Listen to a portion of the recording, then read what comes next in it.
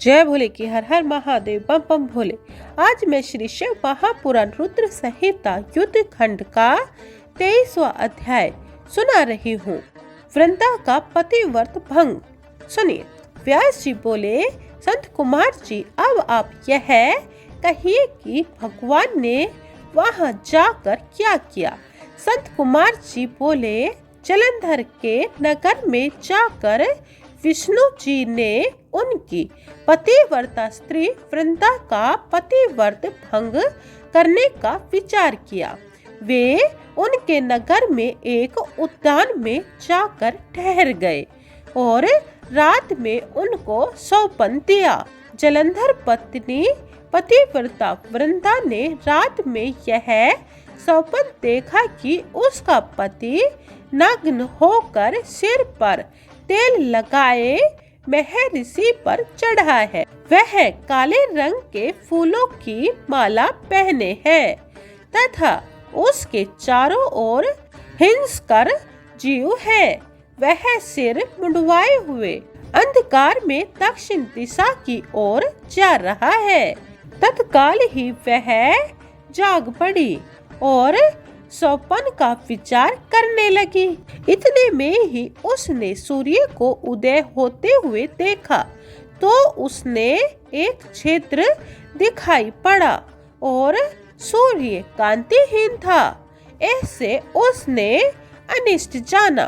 वह भयभीत हो रोती हुई छज्जे, अटारी तथा भूमि पर कहीं भी शांति को न प्राप्त हुई। फिर अपनी दो सखियों के साथ उपवन में गई, परंतु वहां भी किसी प्रकार का सुख न पाया। तब वह स्त्री वन में गई तो वहां भी उसे उद्विग्नता हो रही और वहां उसने सिंह के समान दो भयंकर राक्षसों को देखा, जिससे उसकी बहुलता का अंत न रहा और वह भागने लगी। परंतु उसी क्षण उसके समक्ष अपने शिष्यों सहित एक शांत मौनी तपस्वी वहां आ गया। भयभीत वृंदा उसके गले में अपना हाथ डाल उससे रक्षा की याचना करने लगी। मुनि ने अपनी एक ही हुकार से उन राक्षसों को भगा दिया। वृंदा को आश्चर्य हुआ। वह भय से मुक्त हो मुनिनाथ को हाथ जोड़ प्रणाम करने लगी। फिर उस मुनि से अपने युद्धरत पति के संबंध में उनकी कुशल क्षेम का प्रश्न किया। मुनि ने मौन हो नीचे ऊपर देखकर मानो कुछ कहना ही चाहा कि उसी समय दो वानर मुनि के समक्ष आकर हाथ जोड़े खड़े हो गए और जो ही मुनि ने भुरकुटी संकेत किया त्यों ही वे उड़कर आकाश में चले गए। फिर जलंधर का सिर और कबंधन लिए मुनि के आगे आ गए।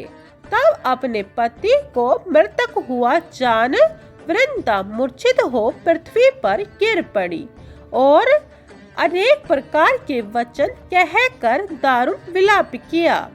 तत्पश्चात उस मुनि से कहा, हे कृपा निधे, आप मेरे पति को जीवित कर दीजिए। तब मुनीश्वर ने कहा, वह शिवजी द्वारा युद्ध में मारा गया है, जीवित हो नहीं सकता, परंतु शरणागत की रक्षा सनातन धर्म है। इस कारण कृपया कर मैं इसे जिलाए देता हूँ।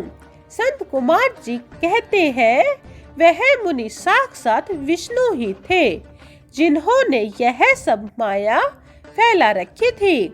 वह वहां वृंदा के पति को जीवित कर अंतर ध्यान हो गए। सागरात्मज ने उठकर वृंदा का आलिंगन किया और मुख चूमा। वृंदा भी पति को जीवित हुआ देख अत्यंत हर्षित हुई और अब तक की हुई सब बातों को सौंपन समझा। पश्चात वृंदा सकाम हो बहुत दिनों तक उसी वन में रमण करती रही। पश्चात एक बार के सूरत एवं संभोग काल के अंत में उन्हें विष्णु को देखकर उन्हें पीड़ित करती हुई बोली, हे पराई स्त्री गमन करने वाले विष्णु, तुम्हारे शील को धिक्कार है।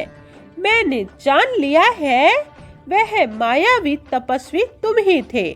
व्यास जी ऐसा कहकर परम क्रोध हो पतिव्रता वृंदा ने अपने तेज को प्रकट करते हुए यह शाप दिया कि जो तुमने माया से 2 राक्षस मुझे दिखलाए, वे वही दोनों राक्षस तुम्हारी भी स्त्री को हरण करेंगे और उनके विरह में दुखी होकर तुम वानरों की सहायता से वन में भ्रमण करोगे और यह सर्वत्र जो तुम्हारा शिष्य बना है यह वहाँ भी तुम्हारा साथी रहेगा।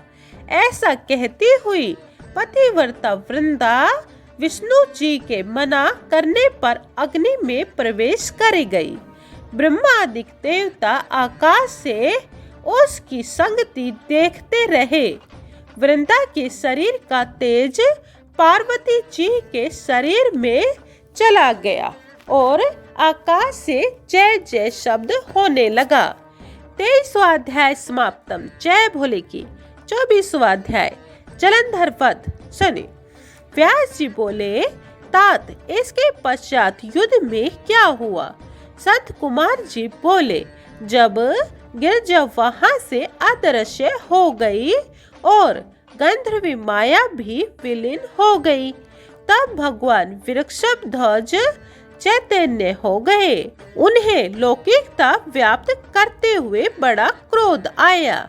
फिर विश्वामित्र मना शंकर जलंधर से युद्ध करने लगे। जलंधर शंकर के बाणों को काटने लगे, परंतु जब काट न सका तब उसने उन्हें मोहित करने के लिए माया की पार्वती बना अपने रथ पर बांध लिया, जो शुंभ निशुंभ द्वारा वध्यमान थी और विलाप कर रही थी। तब अपनी प्रिय पार्वती को इस प्रकार कष्ट में पड़ा देखा, लौकिक लीला दिखाते हुए शंकर प्राकृत जनों की तरह व्याकुल हो गए और उन्होंने भयंकर रौद्र रूप धारण कर लिया। अब उनके रौद्र रूप को देख कोई भी दैत्य उनके सामने खड़ा होने में समर्थ न हो सका और सब भागने छिपने लगे। यहाँ तक कि शुंभ निशुंभ भी युद्ध में स्थित होने को समर्थ न हो सके। जलंधर की सारी माया क्षण भर में नष्ट हो गई। संग्राम में हाहाकार होने लगा।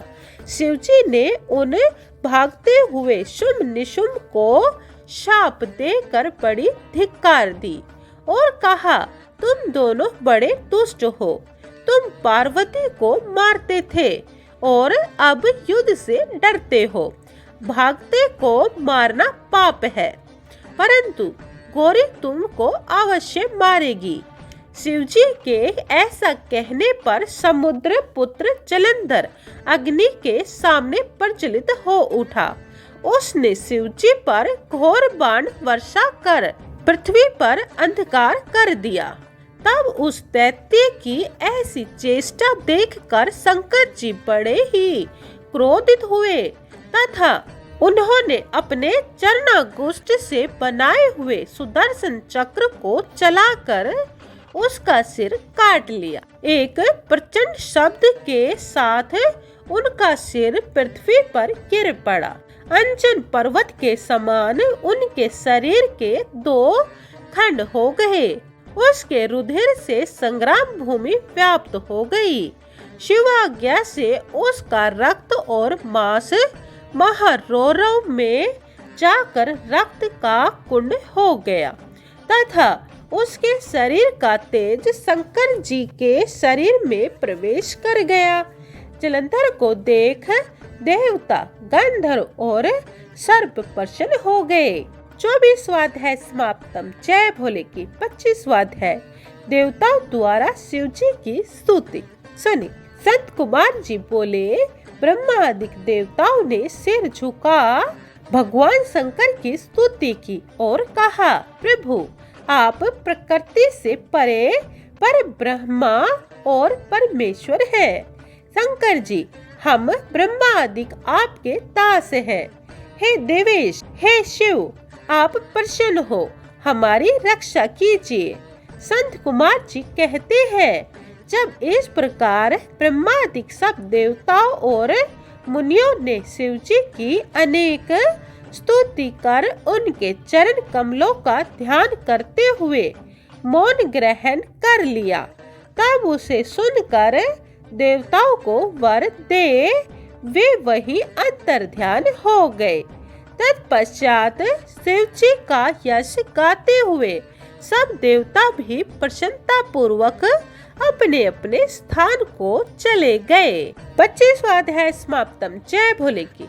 26वां अध्याय विष्णु मोहन नाथ तथा धात्री मालती और तुलसी का आविर्भाव। सुनिए। व्यास जी बोले, ब्रह्मा जी के पुत्र वृंदा को मोहित कर विष्णु जी ने क्या किया और फिर वे कहाँ गए? संत कुमार जी बोले, जब देवता स्तुति कर मौन हो गए तब शिव जी ने सब देवताओं से कहा, ब्रह्मादिक देवताओं, जलंधर तो मेरा अंश था। मैंने उसे तुम्हारे लिए नहीं मारा, किंतु यह मेरी संसारिक लीला ही थी। फिर भी आप लोग यह सत्य कहिए कि इससे आप दुखी हुए या नहीं। तब तो ब्रह्मादिक देवताओं के नेत्र हर्ष से खिल गए और उन्होंने शिव जी को प्रणाम कर विष्णु जी को वह सब वृत्तांत कह सुनाया जो उन्होंने बड़े प्रयत्न से वृंदा को मोहित किया था, तथा वह अग्नि में प्रवेश कर परम गति को प्राप्त हुई थी। देवताओं ने यह भी कहा कि तभी से वृंदा की सुंदरता पर मोहित हुए विष्णु उनकी चिता की राख लपेट इधर उधर घूमते हैं। अतएव आप उन्हें समझाइए, क्योंकि यह प्राकृतिक सारा चराचर आपके अधीन है। देवताओं से यह वृत्तांत सुन शंकर जी ने उन्हें अपनी दुरस्तर माया समझाई और कहा कि यह सारा जगत उसी के अधीन है। उसी से मोहित विष्णु भी काम के वश हो गए हैं, परंतु महादेवी उमा त्रिवेदी की जननी सबसे परे है। वह मूल प्रकृति परम मनोहर और वही गिरजा भी कहलाती है। अतएव विष्णु का मोह दूर करने के लिए आप सब उनकी शरण में जाइए। यदि वह प्रसन्न हो जाएंगे तो आप सब का कार्य हो जाएगा। शंकर जी की आज्ञा से सब देवता मूल प्रकृति को प्रसन्न करने चले। उनके स्थान पर पहुंचकर उनकी बड़ी स्तुति की। तब यह आकाशवाणी हुई कि हे देवताओं, मैं ही 3 प्रकार से तीनों गुणों से पृथक होकर स्थित सत्गुण से गौरा, रजोगुण से लक्ष्मी और तमोगुण से ज्योति रूप हूँ।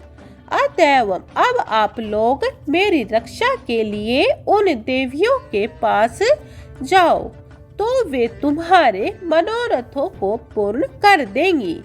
यह वाणी सुन देवताओं के नेत्र खुल गए।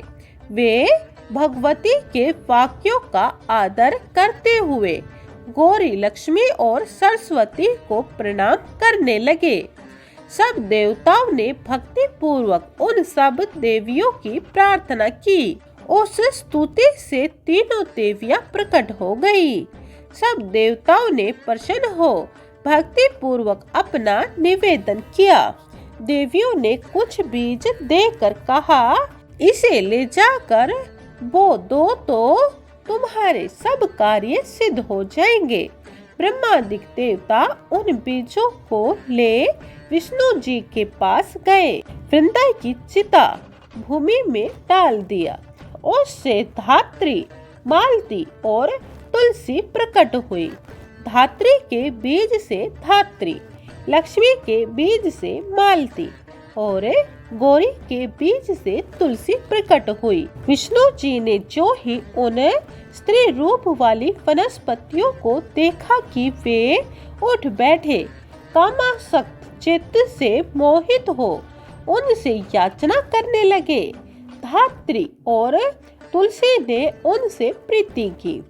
विष्णु जी सारा दुख भूल देवताओं से नमस्कृत हो अपने लोक बैकुंठ में चले गए। 26वां अध्याय समाप्तम। जय भोले की। 27वां अध्याय शंखचूड़ उत्पत्ति अगली वीडियो में सुने। जय भोले की। हर हर महादेव, बम बम भोले। अगर आपको हमारी वीडियो पसंद आई हो तो लाइक, शेयर और सब्सक्राइब जरूर करें। कमेंट में जय भोले की लिखें। जय भोले की।